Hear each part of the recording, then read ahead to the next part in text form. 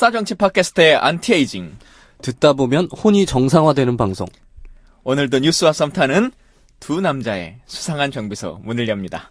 저는 서울말 쓰는 꿀잼 김광진입니다. 하트 유발자 정주식입니다. 예. 계속 장 PD님의 빈자리가 크게 느껴지는 것 같아요. 네. 우리 혼이 정상화되는 방송을 위해서라도 빨리 장 PD님의 건강이 돌아오기를 바라겠습니다. 장 PD님 빨리 돌아오세요. 여러분들이 많이 기대하셨던 분입니다. 예고가 나가니까 많은 분들이 여러 궁금증들을 달아주시기도 하고 했었는데요. 여러분 사랑하시는 김현 의원님께서 이 자리에 함께 와 계십니다. 박수로 맞이하겠습니다. 반갑습니다. 네, 김광진 의원하고 한방 쓰는 김현입니다. 말이 좀 이상한데요? 정확히는 제가 네. 김현 의원님 집에 더부살이를 하고 있습니다. 여의도 그 여의도 사무실 사무실. 말씀하시는 네. 거죠? 예. 저도 한번 놀러 간 적이 있었어요. 그러셨어요? 네. 예. 네. 일단 오셨으니까 저희 시사정비소 청취자분들께 인사 한 말씀 좀 해주시죠. 네, 이 시사정비소 출연한다고요. 김광진 의원 얼굴 오늘 이 사무실에서 며칠 만에 보는 것 같습니다. 네, 저는 더불어민주당 김현이고요. 어제는 김광진 의원이 1년 전에 필리버스터로 대한민국을 정말 뜨겁게 달궜던 그렇죠. 날이었고요. 전 세계가 정말 필리버스터는 이런 거다 했던 날입니다. 김대중 대통령이 했던 필리버스터의 기록을 깬 김광진 의원에 이어서 저는 오늘 컷오프 된 것을 확인하고요. 그럼에도 불구하고 대한민국의 미래를 위해서 필리버스터를 한 날이 저는 오늘입니다. 1년 전에요. 그리고 지금은 문재인 후보 상황실 부실장을 맡고 있고요. 그다음에 추미애 대표의 특보를 맡고 있습니다. 네. 아주 상큼하게 시작이 되네요. 그러게요. 컷오프 1주년을 맞이한 특집 네. 방송으로. 근데 컷오프 1주년인데도 1주년이 지나고 나서는 뭔가 엄청 많이 가지셨잖아요. 그렇네요. 그러니까 저는 추미애 대표 대변인 했는데 특보도 아니고 부특보도 아무것도 없어. 근데요. 아무것도 없어. 그 사이에 이 김광진 의원이요. 전국을 돌아다니면서 함께 여는 미래 예. 거기에 강연하고 그다음에 조직 사업 하시고 김광진 의원님은 당직 하나가 없어. 당직 그러니까 하나. 계속 이 얘기를 하시는 거야. 아니 네. 우리한테 처음에는 자기가 문재인 대표 최측근이다. 내가 제일 가까이 있는 사람이다라고 했는데 막상 캠프가 꾸려졌는데 뭘 하는지 잘 모르겠어요. 이거 뭐 하시나요? 비밀 사업하고 있어요. 다 맞잖아요. 스몰피. 아무도 몰라. 저는 뭘 알아요. 하는지. 저는 알아요.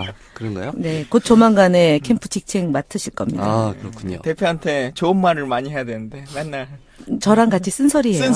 쓴소리 담당이어가지고 대표님이 싫어하시나 봐요. 큰일 났어. 아니에요. 그렇지 않아요. 예. 네. 자, 기왕에 이제 말씀을 시작하셨으니까요. 캠프의 상황실 부실장 이제 이런 직함을 맡으셨다 이렇게 말씀하셨어요. 네. 많은 분들은 상황실이 정확하게 어떤 일을 하는 건지도 잘 모르겠고 네. 부실장이라고 하면 정말 어떤 역할 자체가 있는 건가. 또 특히나 정치권에서 보면 실장, 본부장 이런 사람들은 그래도 역할이 네. 있는데 붙자 들어가는 사람 치고 별로 일하는 역할이 잘 없다라고 네. 생각들을 하게 되는데 네. 어떤 자리인가요? 사실은 종합 상황실입니다. 그러니까 이제 캠프 안에 7개 본부가 있고요. 그 7개 본부가 어떻게 구성되어 있냐면 조직, 그다음에 비서실, 전략, 홍보, SNS, 미디어. 미디어, 하나가 뭐죠? 총무. 네. 정보. 제일 중요한 것 같은데 정보. 근데 총무는 그냥 심부름 하는 데니까요. 그 7개 본부 가 어떻게 유기적으로 잘 소통되는지와 함께 바깥에서 벌어진 일, 긴급한 상황이 네. 발생할 수도 있잖아요. 그래서 그거를 점검하고 촘촘히 챙기는 일이 종합 상황실이고요. 거기에 이제 위기 대응하는 팀도 있고, 그다음에 현안 대응하는 팀도 있고요. 그다음에 전략도 수립하는 게 있는데, 저는 아마 제가 이제 2012년도에 국정원 여직원 댓글 사건에 연루가 돼서 지금 재판을 받고 있거든요. 네. 그리고 이제 강기정 의원이 종합 상황실장이세요. 그래서 그렇게 이제 외부에서 좀 선거에 간섭하거나 개입할 소지들이 또 있지 않습니까? 네. 그런 여지가 있는지 없는지를 좀 들여다보는 일이 부실장의 역할이고요. 이렇게 이제 캠프가 어떻게 구성돼서 운영되는지 또는 문재인 후보가 어떤 전략으로 이번 대선에 임하는지를 이렇게 방송에 나와서 이제 홍보도 하고, 그다음에 그 박근혜 정부에 대해서 비판도 하고 이런 일을 예. 하기 때문에 부실장은 하는 일이 많습니다. 사무실에 박혀가지고 24시간 컴퓨터랑 씨름하는 일이 아니고요. 부실장이 네. 막 10명 이렇게 되는 거 아닙니까? 현재는 한 6명. 네. 많긴 많구나. 왜냐하면 현역 의원도 있고요. 그다음에 음. 이제 각 그 파트별로 뭐 네. 조직을 담당한 분도 있고요. 음. 그다음에 이제 저희가 특히 엊그저께 그 발족식을 했는데 안보 포럼이라고요. 네. 그 이번 대선이 아마 일자리 문제와 안보 문제가 가장 그 국민들 사이에서 이렇게 잘 해야 된다라는 여론이 매우 높습니다. 네. 그러니까 순번으로 보면 일자리 그다음에 안보예요. 그러니까 박근혜 정부가 안보에 무능했고 그래서 이제 특히 우리 김광진 의원이 그 분야의 전문가인데 안 여줘, 안보 포럼에. 왜냐면은 알아서 어련히 잘할까 이런 것도 안보 있고 포럼에 안 여줘. 나 뭐 직책을 맡기면 문제가 있나 봐. 아, 큰일 났어. 너무 잘 싸워가지고 어르신들이 조금 좀 부담스러워하나요? 뭐 그건 아니고 제가 열심히 김광진 의원에 대해서 세일하고 있습니다. 너무 진짜 안보 포럼을 따로 만들어야겠어. 네. 청년 안보 포럼 어떨까요? 그러니까요. 네.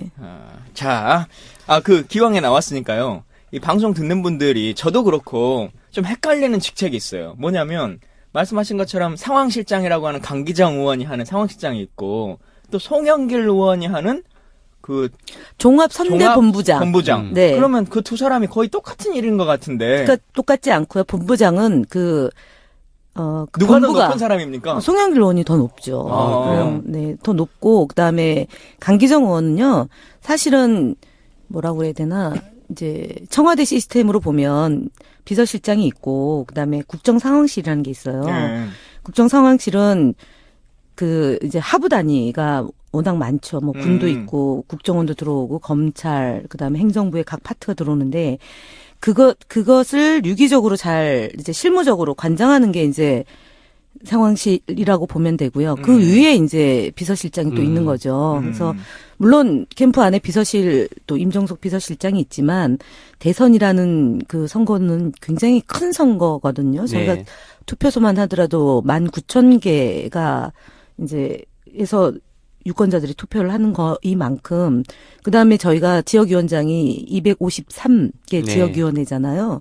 그거는 이제 공조직이 그렇고 이제 뭐 직능 조직도 있고 부분별 조직도 있고 이제 이런 제반의 조직들이 잘 작동되는 거를 조직본부에서도 하지만 조직본부가 또 사고 없이 되는지를 앞에서 뒤에서 이렇게 챙겨보는 일이죠. 그러니까 뭐라고 해야 되나 민원실이라고 보면 되나요? 예. 그러니까 빨리 제 민원부터 좀 해결해 주세요. 알겠습니다. 네. 그 자. 종합 상황실이 그 외부적인 어떤 위기에 대응하는 역할도 한다 하셨는데 네. 어제 이런 보도가 나왔잖아요. 그 문재인 캠프의 어떤 예비 내각 뭐 이런 그거는 리스트가 이제, 발표가 됐는데 법적 조치를 하겠다라고 어떻게 김경수 대변인이 발표를 했고요. 그다음에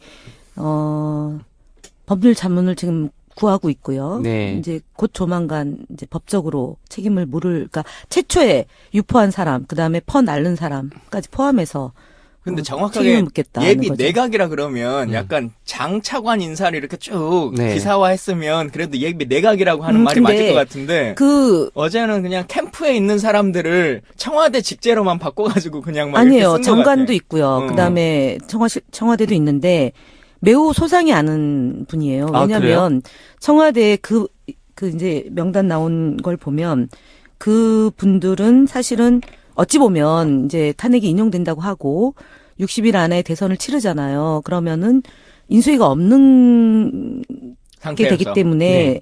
청와대는 바로 그 파트, 예를 들어서 이제 몇 개의 파트는 바로 업무를 봐야 되거든요. 네. 거기에 해당되는 수석과 실장에 대한 거고요. 이제 사람을 김현 의원이 빼더라도 없던데. 그는 정말 다행입니다. 저를 보호해 주셔서 그분한테 정말 감사한 게 그게 어찌 보면은 많은 사람들한테 견제를 받게 하는 그렇죠. 거예요. 네. 그리고 이제 검증의 대상이 되는 그러니까 거죠. 리스트에 오르면 안 되는 거죠. 대부분. 안 된다고 보기보다는 어쨌든 구설수에 오르는 거고 네. 그래서 그것을 만들어서 이득을 보는 사람이 누군가를 보면 만든 사람이 알 수 있다 누군지. 그래서 사실은 제가 그걸 명단을 보고 이게 이제 문재인 후보를 음해하는 거거든요. 그렇죠. 그다음에 그 주변에서 열심히 하시는 분들에 대해서 굉장히 안 좋게 이미지를 각인시키는 거기 때문에 이건 자리 욕심 반드시, 때문에 하는 사람처럼. 그래서 예. 이건 반드시 확인을 해서 더 이상 이런 일들이 안 생기게 캠프가 대응을 해야 되고 그 네. 대응을 지금 상황실이 하고 있습니다. 아, 근데 그러더라도 말씀하신 것처럼 인수위가 없고 바로 해야 되기 때문에 나름대로의 안은 다 짜져 있어야 되는 거 아니에요. 아닙니까? 그렇지 않고요. 탄핵이 인용되고 경선을 치러야 되잖아요. 후보도 확정이 안 됐으니까 후보가 확정이 되고 그다음에 후보가 등록해서 캠페인을 해야 되고요.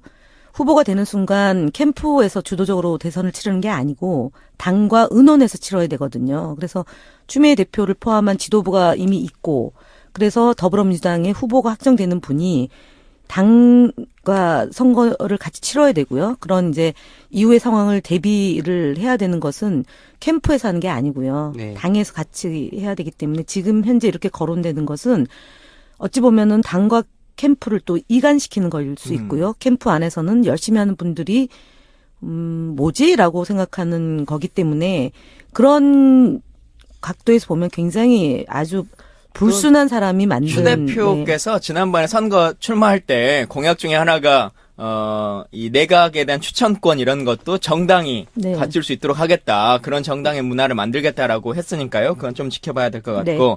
사실 오늘의 이슈 점검의 주 테마는 김현 의원님 하면 이제 국회의원 19대 국회의원 김현의 모습도 있지만 많은 사람들이 김현 의원님 생각할 때 직함 중에 하나가 참여정부 청와대 춘추관장이라고 네. 하는 이름이거든요. 그래서 참여정부 시절과 지금 뭐 앞으로의 우리 언론 정책들 이런 것들에 대한 얘기를 좀 해보려고 하는데 춘추관장이라고 하는 곳을 조금 더 설명해 주면 먼저 좋을 것 같아요. 춘추관장은 기록을 하는 곳이다라고 해서 춘추관입니다. 춘추관은 노무현 대통령 이전에 노태우 대통령 시절에 그 청와대의 맨 초입에 만들어진 건물, 독립 건물이에요. 3층짜리 독립 건물이고, 우리가 이제 이명박근혜 정부 10년 동안 청와대를 관람할 일이 별로 없을 것 같은데, 청와대를 관람할 경우에 춘추관을 통과해서 이렇게 청와대 안으로 들어갑니다. 경내 안으로 들어가는 거죠. 일반 관광객들이 거쳐갈 수 있는 거쳐갈 공간이네요. 수 있는 공간이 예. 춘추관이고 여기는 청와대를 취재하는 출입 기자들이 상시적으로 그 프레스룸이라고 보시면 돼요. 프레스센터예요. 청와대 출입 기자들을 하는 프레스센터고요. 여기는 대략 한 150에서 200명 가량 그 취재 기자와 그다음에 영상 사진 기자들이 그러니까 그 취재를 위해서 이제 있는 곳이고요. 그리고 춘추관장은 그렇게 등록되어 있는 기자들과 함께 한솥밥을 먹고 그분들의 취재 편의를 제공해 주는 역할이 춘추관장이고 그 이전의 정부에서는 대부분 남성이 했고요. 그다음에 이명박근혜 정부 때도 아마 다 남자가 춘추관장을 했는데 그렇게 보면 현재까지 그 대한민국의 그 정부 탄생 이래로 최초의 여성 춘추관장이자 아마 현재까지는 마지막 여성 춘추관장일 것 같습니다. 예. 춘추관장이 왜 남자가 하냐면 좀 이렇게 기자들이 거칠기도 하고요. 그다음에 청와대라는 것이 과거의 습성으로 보면 언론사와 그 청와대의 어찌 보면 가교 역할을 하는 네. 거예요.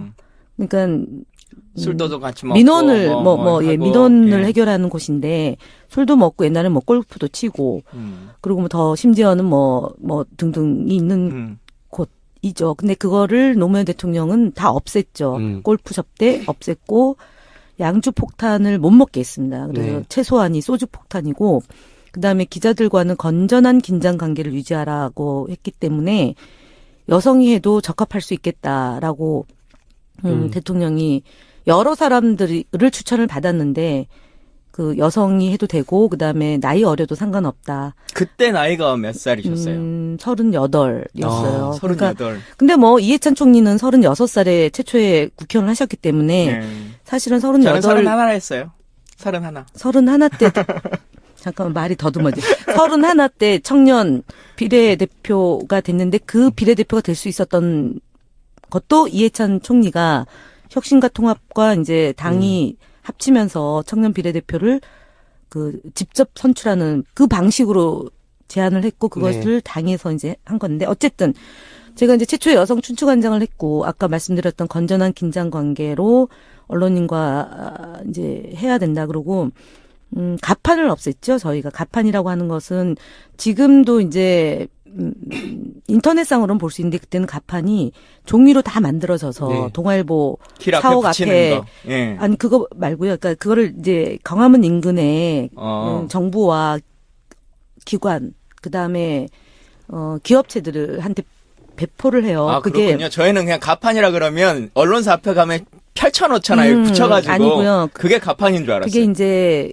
16개 언론사가 미리 신문을 찍는 거예요. 네. 그러니까 예를 들어서 내일 아침에 신문이 나오면 그 전날 6시에 신문이 이미 나와요. 그래서 이 신문이 1차가 나오는 거를 이제 나오고 그다음에 지방판이 또 있는 거예요. 네. 지방판으로 이제 배달되는 게 있고 그다음에 수도권판이 있고요.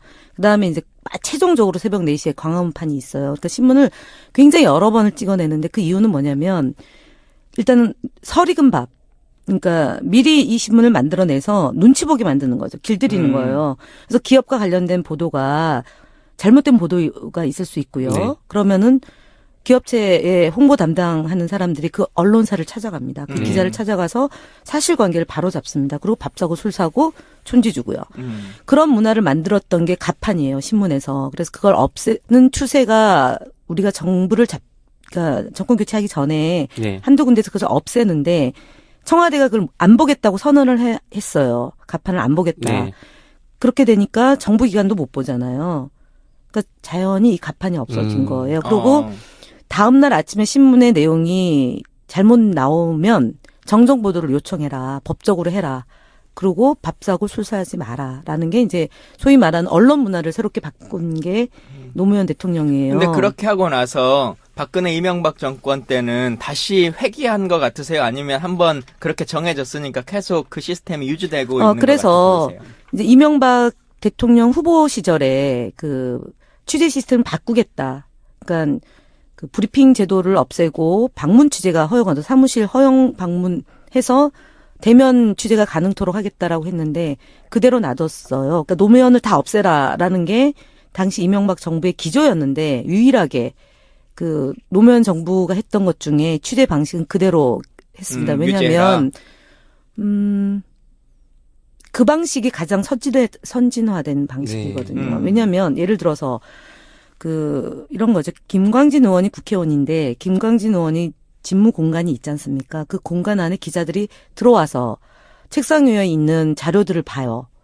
그래서 예전에는 가져가기도 하고 뭐 그렇게 하는 거죠. 근데 그거는 사실은 몇 날 며칠 몇 시에 약속해서 올 수도 있지만 그냥 뭐 기자와 취재원의 관계는 부지불식 간에 형성이 될 수도 네. 있거든요. 그래서 사실은 예전에 어떤 일들이 많았냐면 정부에서 추진하는 추진 단계, 검토 단계 이런 것들이 언론에 흘려나가서 보도가 돼서 그것이 이제 막 검증이 되기도 하고 또 중단이 되기도 하고 이랬던 사례들이 굉장히 많아요. 네. 그래서 그런 것들을 없애겠다고 해서 했던 방식이 취재 선진화 방식이 이제 브리핑 제도. 그러니까 국장이나 차관들이 나와서 또는 공보관들이 나와서 브리핑 룸에서 브리핑을 하고 질의응답을 받고 그리고 사무실 허용을 안 하는 거죠. 네. 그러니까 굉장히 어찌 보면 기자들이 볼 때는 불만일 수도 있지만 외국의 사례까지 다 종합적으로 검토한 결과 그렇게 이제 결론을 근데 내린 거죠. 말씀하셨던 내용에도 들어있지만 사실 참여정부의 언론 정책에 가장 대표적으로 생각하는 게 사람들이 기자실 폐쇄라고 하는 그 단어가 이제 각인돼 있잖아요. 네. 그것이 과연 기자실을 폐쇄하는 게 맞느냐라고 하는 생각들이 있는데 어떻게 생각 드세요? 기자들이 외려 그거는 이제 뭐 반대도 있었지만 공평하게 기회를 주고 그다음에 자료를 제공해 주잖아요. 그러면은 옛날에는 뭐 지금도 그런 담합이 있는지는 제가 뭐 확인은 안 해봤지만 소위 영향력 있는 매체를 우대하고 그렇지 않은 매체들은 좀 홀대받는 게 있었어요. 국방보다 맨날 조선일보하고 연합한테만 줘. 네, 요즘도 그러니까 기사를. 예전에는 그런 게 사실은 특종 개념이 별로 없었어요. 네. 저희 때는 그렇기 때문에 현재 이제 기자실을 폐지했다라고 보면 안 되고요. 그러니까 이제 정부 종합청사 안에 지금 예를 들어 보건복지부 담당하는 기자가 있다 그러면 브리핑 룸이 있고 송고하는 부스가 다 있어요. 그런데 사무실에 뭐 무시로 들락거리어서 취재하는 방식보다는 브리핑 룸에서 네. 와서 이제 그 공직자가 와서 취재에 응하고 그다음에 자료를 제공해주고 공평하게 취재 지원을 하는 거기 때문에 기자실을 없앴다기보다는 브리핑 룸 그다음에 기자실 있어요. 네, 없지 않고 있고요. 옛날처럼 그 이제 몇몇 언론사만 이제 출입하는 제도를 없앴던 거죠. 그러니까 예를 들어 신문협회, 그러니까 결론적으로 방송협회. 기자실이 폐쇄됐다라고 하는 건 너무 안 맞죠. 과도한 네, 그렇죠. 얘기네요. 네. 예. 언론 선진화 정책 방금 말씀하신 그 사항들이 시행됐을 때 춘추관장으로 계셨었나요? 네, 추추관장이었어요.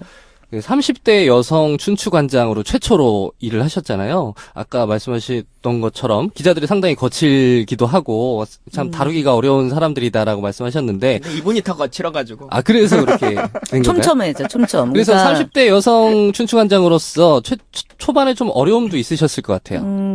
처음부터 제가 춘추관장은 아니었고요. 네네. 제 앞에 세 분의 춘추관장이 있었어요. 그러니까 지금 김만수 부천시장이 첫 춘추관장이고요.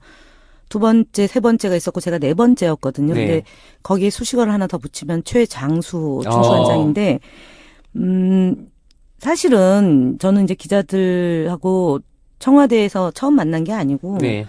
그 당의 공보실에서 이제 그렇죠. 부장, 부국장, 부대변인 이제까지 하면서 이제 춘추관장을 한 거거든요. 행정관 춘추관장을 하는데 외려 여성들이 홍보 파트는 여성들이 더 강세해요. 세계적 추세로 보면 제가 이제 대통령님 행사를 이제 해외 순방 행사를 가게 되면 먼저 이제 선발이라고 해서 답사를 가거든요. 그럼 상대 파트너가 대부분 여성이에요. 네.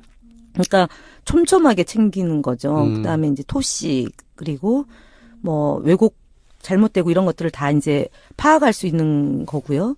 마케팅도 요즘은 여성 취향에 맞춰서 마케팅을 하잖아요. 상품을 만들어서 가장 주 고객이 책이나 상품을 구매하는 게 인터넷으로 구매하는데 대부분 엄마들이 하잖아요. 네. 근데 제가 사실 했던 것 중에 하나가 엄마잖아요. 네.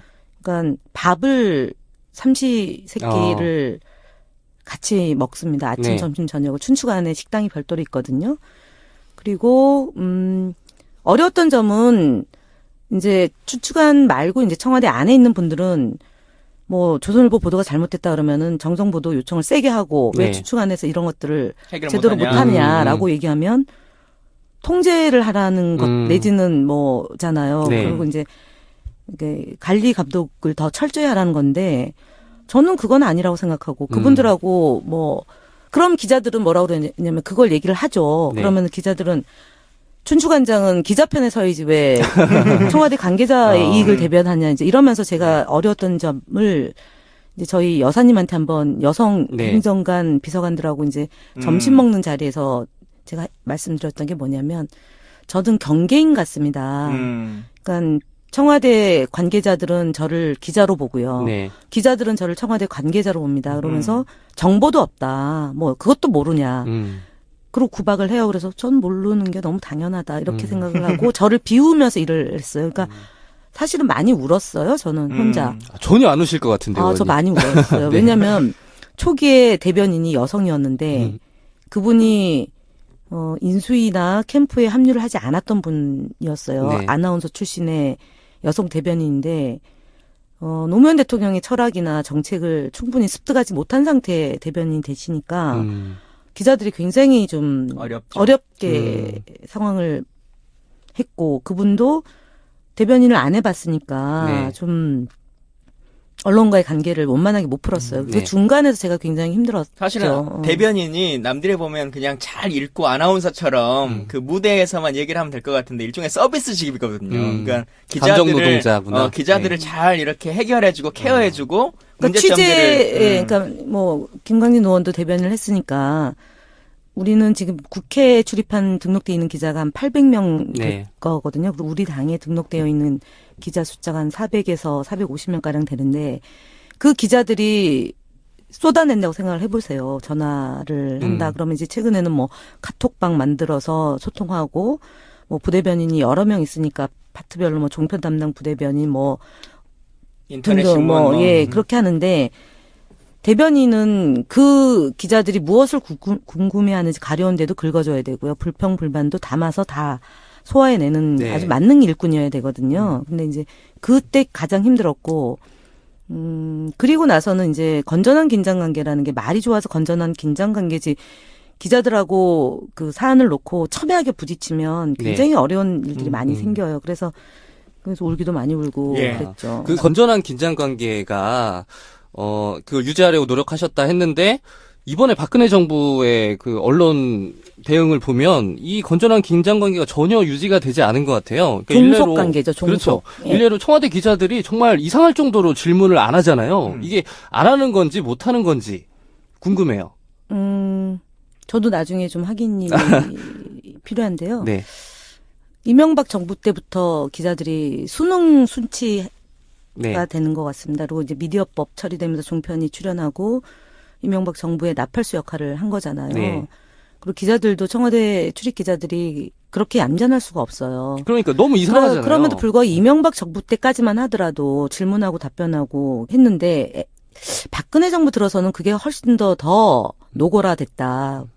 그래서 이게 왜 이러지라고 봤더니 공영방송이라고 얘기하는 소위 MBC가 네. 이제 어저께 김장겸 그 정치부장 출신이 이제 사장이 됐는데 그런 식으로 이제 떡고물을 주둔 거죠 방송을. 그다음에 이제 그 소위 정상적인 언론인들은 잘라내고 해직시키고요. 네. 그래서 이제 그러니까 탄압하고 그다음에 당근을 같이 쓴 거죠. 그래서 지금 청와대 출입 기자의 문제가 아니라 언론사의 네네. 문제이고요.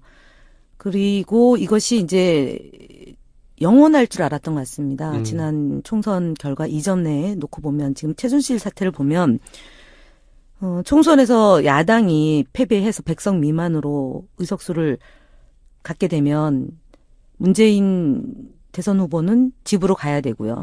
내각제나 이원 집정부제로 해서 장기 집권 체제를 구축하려고 했던 것이 정부 여당과 일부 야당에서의 그 사실은 담합이라고 저는 보고요. 예. 근데 그걸 국민들이 용케도 저희를 구해준 거죠. 그래서 네. 123석 저희 더불어민주당이 얻게 됐고 정의당이 6석 그다음에 국민의당이 38석 해가지고 야대를 만든 야대 거죠. 국면으로 만들어서 지금 여기까지 온 거지. 안 그랬으면 지금 언론의 환경, 기울어진 언론의 환경과 여대 근데 야소였다면 또 국민들이 생각하고 염려하는 건 이 힘 빠져 있는 박근혜 대통령이 지금 이 시간까지도 그냥 수첩도 갖고 오지 마세요, 노트북도 가지고 오지 마세요 그러면 아무렇지도 않게 그냥 와가지고 있던 그 기자들이 다음 우리 민주정부가 또 들었으면 완전 또 벌떼처럼 질문하려고 그러고 왜 이렇게 그 언론 탄압하냐 그러고 막 외칠 거 아니냐라고 네네. 하는 걱정을 하시는 거잖아요. 근데 네, 그래서 그러한 예 중에 하나가 최근에 보면 문재인 대표의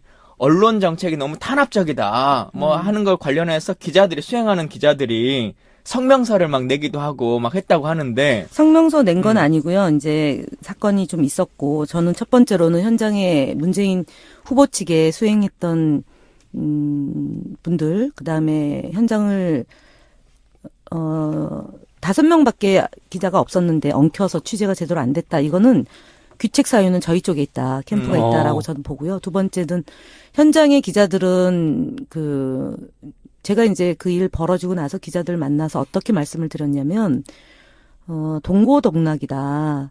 그리고 종군 기자다라고 생각을 하셔야 된다. 그리고 기자분들도 유권자다. 그리고 유권자에게 영향력을 미치는 분들이기 때문에 그만큼 책임감을 가져야 된다. 그다음에 공정하게 보도를 해 주시라. 그리고 불편함과 불만 사항이 있으면 말씀해 달라라고 얘기했어요. 제가 종군 기자라고 얘기한 건 뭐냐면 제가 이제 청와대 춘추관장으로 있을 때 아르비를 갔던 적이 있습니다. 네. 거기가 이제 그 전쟁 그렇죠. 지역이었잖아요. 그렇기 때문에 그때 당시 출입했던 청와대 기자들한테 보안을 요구했고요. 100% 보안이 유지가 돼서 무사히 다녀왔어요. 그건 뭐냐면은, 그러니까 전쟁터에 같이 가는 기자는 종군 기자예요. 그리고 현장을 취재하는 기자들은 항상 위험으로부터 노출되어 있다. 테러로부터 노출이 되어 있고, 그래서 대통령의 테러를 보호하는 사람이고 경호를 같이 하는 사람이다라는 그 동료의식을 가져달라. 그러니까 너는 너 나는 나가 아니라 이 새로운 대한민국을 만드는데 언론인도 같이 가는 거다. 그리고 우리가 잘못하는 것은 비판은 받고 겸허히 수용하겠다라는 거예요. 그래서 현장에 있는 기자들이 그 후보와 이 일체감을 갖지 않으면 후보를 이해할 수도 못할 뿐만 아니라 비난하는 게 생기거든요. 그래서 캠프는 언론인과 정말 밀접하게 그 우리가 되어가는 과정으로 좀 해야 되고요. 기자들도 마찬가지고. 그래서 제가 볼 때는 그 농도가 지금 현재 청와대 출입 기자들은 잘못을 눈감아서 온 거기 때문에 비판받고 비난받아야 되는 거죠. 네. 우리 지금 현재 아직 저희가 뭐 집권한 것도 아니기 때문에 지금 현장에 각 후보를 취재하는 기자들은 그 후보의 머릿속에 들어가서 이 사람이 어떤 고민과 번뇌와 생각과 철학을 갖고 있는지를 전달자 역할을 하는 거고요. 잘못을 비판하는 거죠. 가도하면 그거는 정정하고 바꾸는 문제. 그게 건전한 긴장관계인 거예요. 그래서 지금 청취하고 계신 분들이 언론에 대해서 굉장히 예민하고 그다음에 그 우리에 대해서 이제 문재인 후보나 아니면 이재명 후보, 안희정 후보에 대해서 비판하거나 비난하는 거가 많이 눈에 띌 수 있지만 언론의 기능 중에 하나가 그 기능이에요. 그래서 정상적인 것은 저희가 수용하고요. 팩트가 틀리다라는 것이 있을 때는 가감 없이 우리 김강진 의원이나 저한테 알려주시면 그 투쟁에는 앞장설 겁니다. 예. 틀린 기사는 저희는 못 봅니다. 예. 그래서 지금도 제가 그때도 그랬고 지금도 그렇고요. 당당하게 대응하자라는 게 저는 노무현 대통령한테 배웠고 또 이해찬 의원한테 배웠던 겁니다. 그 틀린 기사의 대부분이 어찌 보면 이제 종편이라고 하는 곳에서 많이 나오는 거지 않습니까? 네. 미디어법의 문제점들은 뭐 많이들 아시니까 더 재론할 필요가 없겠습니다만 차기 정부에서는 이 미디어법이나 종편이라고 하는 것을 어떻게 해결하고 고민해 나가야 될 것이냐라고 하는 생각들은 좀 있으세요? 저는 첫 번째는 언론인들의 자정 노력이 제일 중요하다. 그러니까 외부에서 예전에 보면 정부를 수립하면 낙하산으로 많이 가요. 특히 공영방송이나 아니면은 정부의 지분이 많이 들어가 있는 YTN, 연합뉴스 뭐 이런 것들 그런 것에 가는데 저는 그거는 이제 시대에 뒤떨어져 있기 때문에 그 안에서 자사 언론인 출신이거나 뭐 그렇게 전문 영역에 있는 분들이 역할을 맡는 게 맞는 거고요. 첫 번째. 그걸 위해서는 자정 노력이 중요하다. 자기 문제는 그 언론사에 있는 분들이 가장 정확히 알거든요.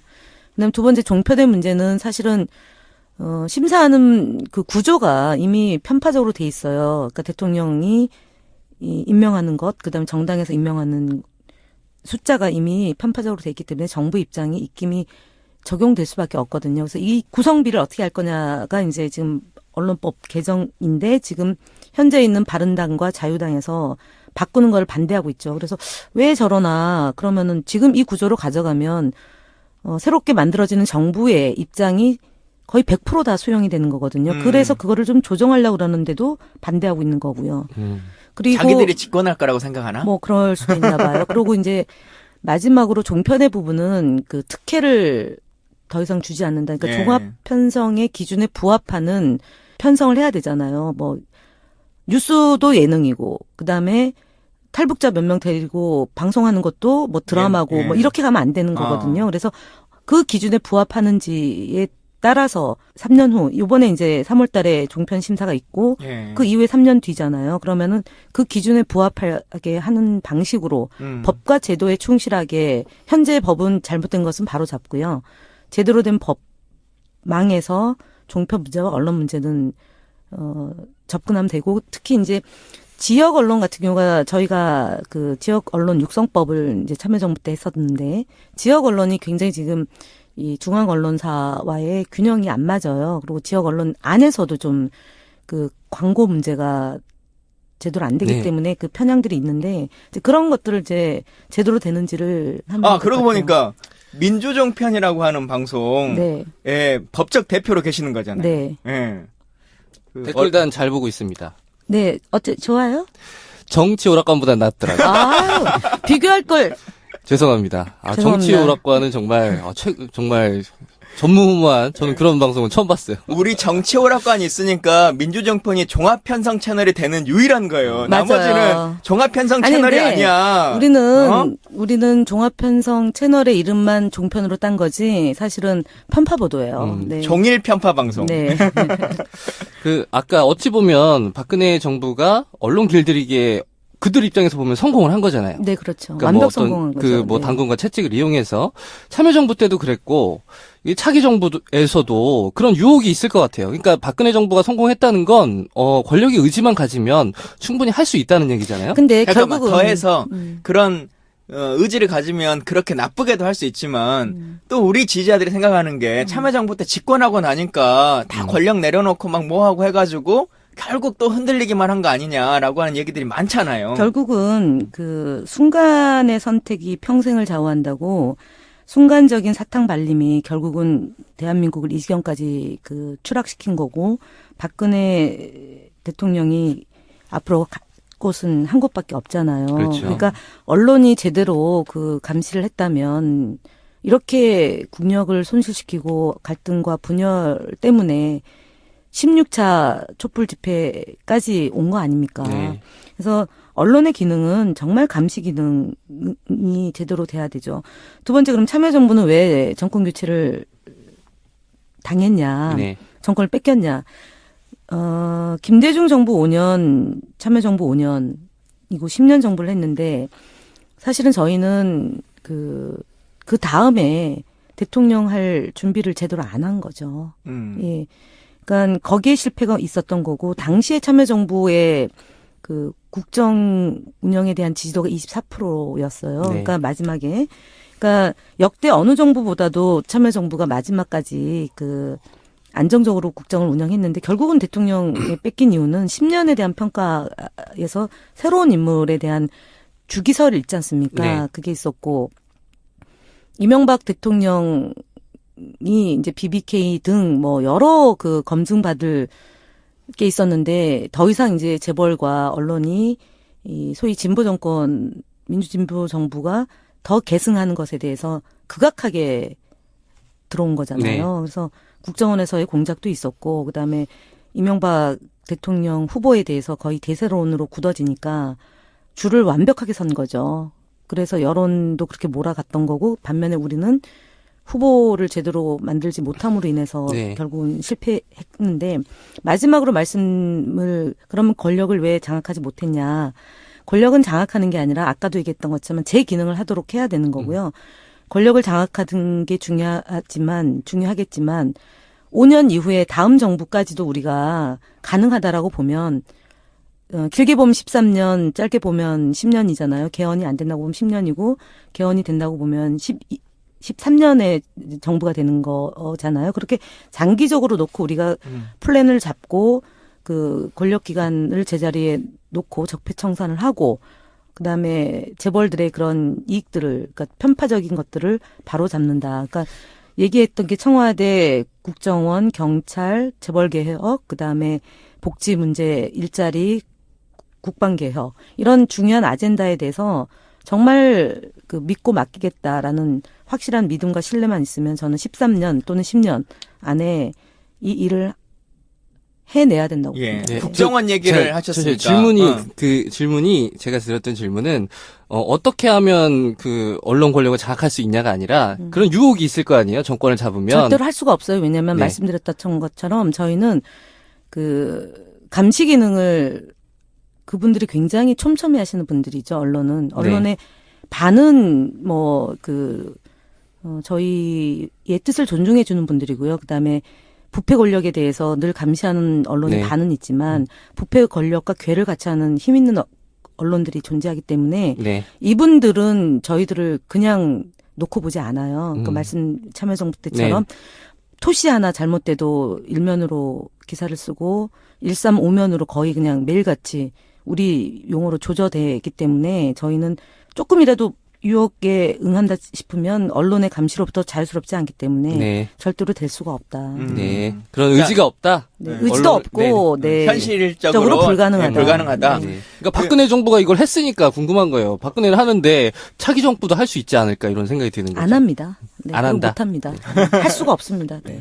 그 국정원 얘기를 하셨으니까 사실 이제 저 같은 경우는 청와대나 아니면 여당으로서의 경험은 없는 상태이지만 의원님은 이제 그런 경험과 또 오랜 정당 경험이 있으신 거잖아요. 네. 국정원 개혁이라고 하는 거 우리가 말로는 많이 얘기하고 하는데 또 막상 정권을 잡고 뭐 하면 국정원의 힘이라고 하는 것도 무시할 수 없는 것일 것도 같고 그래서 그런 이야기도 조금 좀 들려주시면 좋겠고 두 번째는 지난 4년간 국정원으로부터 가장 많은 피해를 당한 분 중에 하나이실 텐데 이번 선거에서는 과연 국정원은 손 놓고 그냥 가만히 있을까라고 한 염려도 국민들이 많이 있거든요. 이거 어떻게 좀 판단하시는지. 일단은 상황실에서 가장 면밀히 체크하는 것 중에 하나가 그 정보기관의 이 개입이죠. 네. 그러니까 2012년도 뭐 여느 역대 선거에서도 다 개입을 했었는데 유일하게 다른 방식으로 개입했던 게 2007년도입니다. 그러니까 87년도는 뭐 야권이 분열해서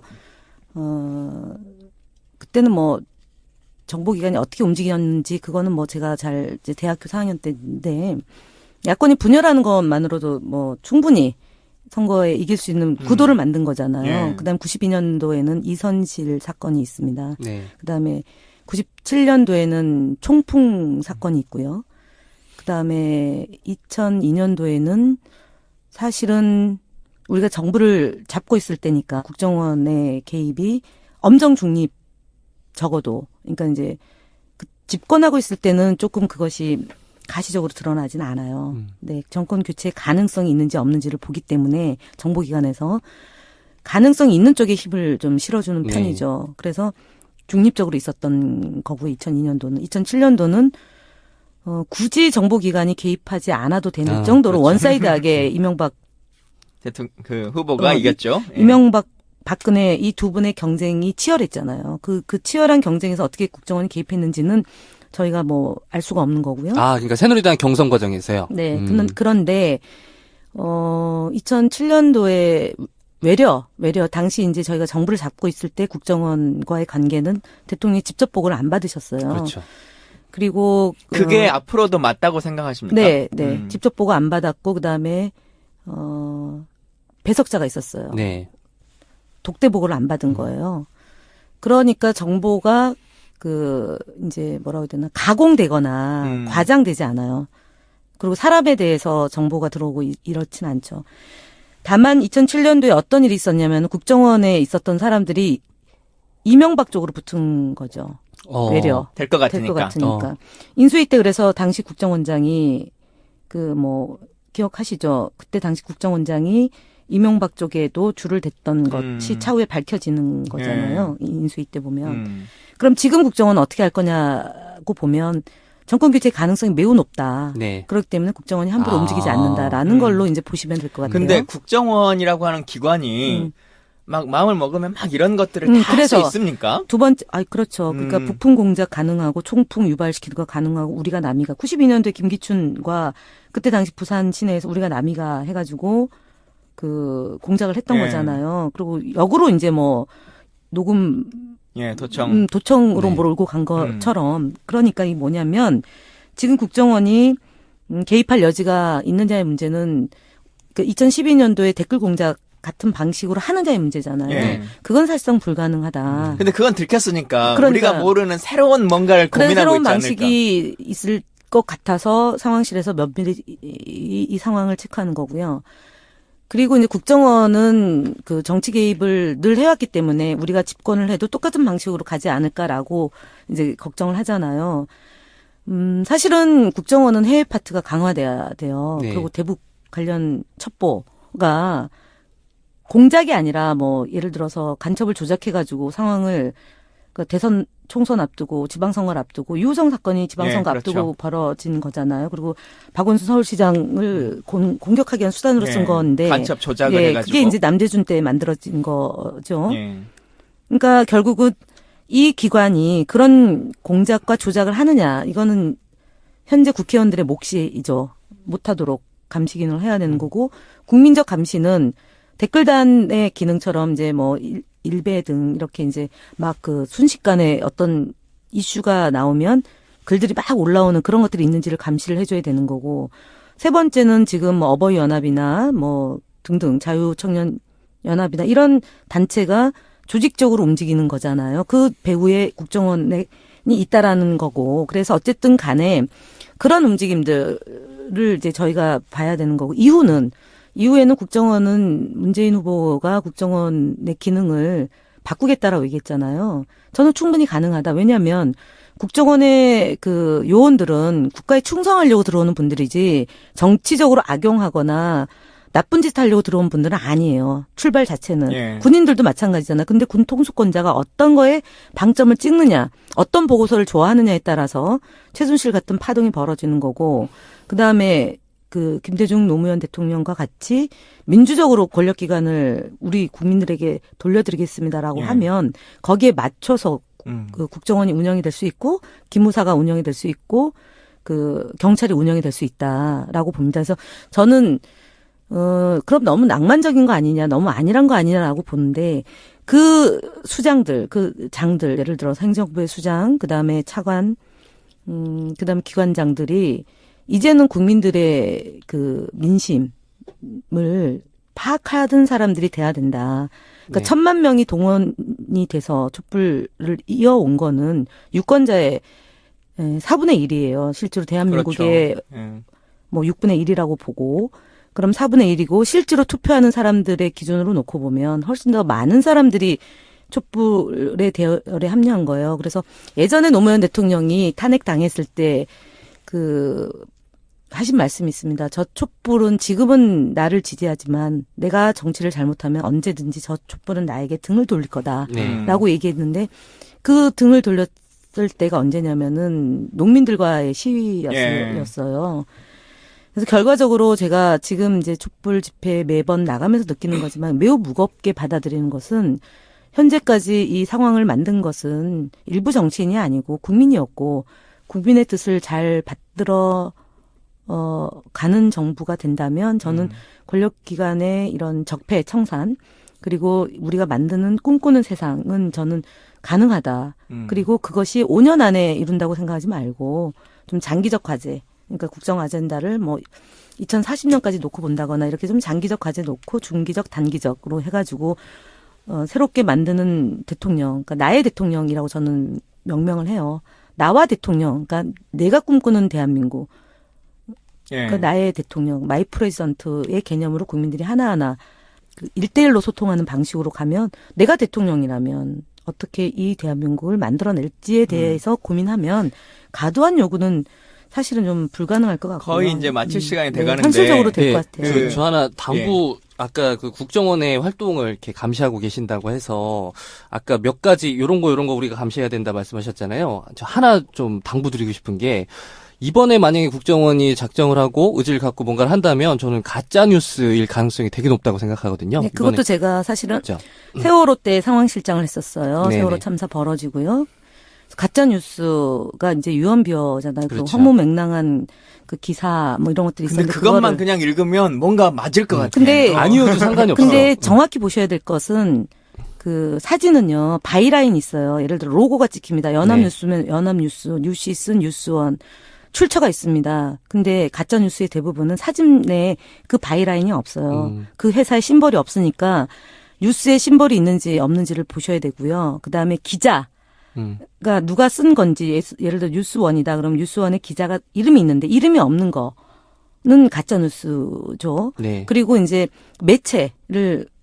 매체가 그게 등록되어 있는 매체인지 아닌지를 보셔야 돼요. 근데 지금 보니까 박근혜 정부 때 보니까 인터넷 상으로 그러니까 그냥 1인 미디어가 굉장히 많이 만들어졌어요. 네. 그래서 그 회사 주소가 있는지 연락처가 있는지 그리고 기자의 이름을 검색해서 기사가 하나가 아니라 2개, 3개가 있는지까지 보고 펌을 하는 게 맞는 것 같아요. 그리고 그러면 가짜 뉴스를 저희가 파악이 되는데 사실 그거는 저희가 촘촘히 지금 보고 있어요. 이 뉴스는 가짜니까 이거는 어떻게 해야 된다라는 걸 하는 거고요.